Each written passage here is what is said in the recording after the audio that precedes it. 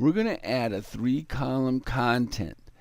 With the 3 columns, we're going to go into different areas describing the computer memory. So we're going to go to New Slide, 3-column content. Now that we're discussing memory, we want to add a section divider in our navigation pane that's going to indicate we're starting the new section of memory.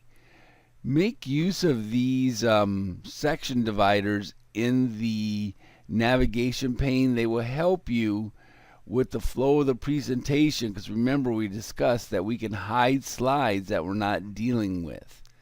So we're going to click on the slide. So we select that insert image placeholder, and we're going to delete it. And now we're going to move the 3 columns that we have. So, because I want to make the text boxes larger, so I can type my content in there and make it easy to see.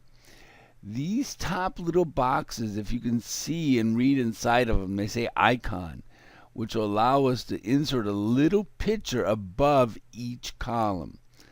So now we're going to format the text in this box. So we're going to say Arial. We're going to change the font size so it's a little bit larger. I went all the way up to 36, and I'm going to bold it. I'm going to pick a quick style so we have a color shading on here. Now I like that, so I'm going to hit Format Painter. I'm going to click on the object on the left so it's formatted exactly like the center one. Click Format Painter again. Click it. Now all 3 text boxes are formatted the same way. I'm going to click on the icon placeholder on the left, and I'm going to click on Online Pictures. When you select that icon placeholder, no matter what picture you pick, it is going to resize the picture to the size of an icon. So I'm going to type in computer memory instead of just memory, because I want to make sure that the images I come up with are computer memory. I'm going to resize my icon so it's a little bit bigger so my audience can see it. I don't want it to be huge. I'm going to format the picture. I'm going to give it a style and an outline color. If I don't do that, people will not even really notice, where the picture begins and ends. So that's why we're adding the style and the border to it so people know where our picture begins and ends. So we're going to go on Online Pictures again. We're going to search.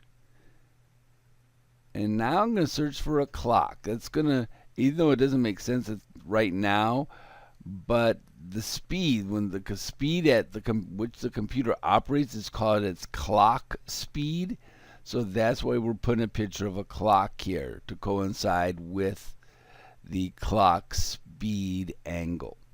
Again, we want to style this picture so people know that there's a picture there. And we're going to put in a border. These borders now come in pretty thick, so that's why we're changing the weight to something a lot thinner so it's not so thick that it detracts from the picture that we're using. So we're going to select the icon on the far right. Now we're going to search for speed. Okay? The speed at which the computer and or processor operates. The middle one is going to be for transfer rate. The one with the picture of the clock is going to refer to the transfer rate. We're going to change the thickness of that line. And there are our 3 columns. Try to make your icons as close to the same size as possible and make sure they line up as much as possible.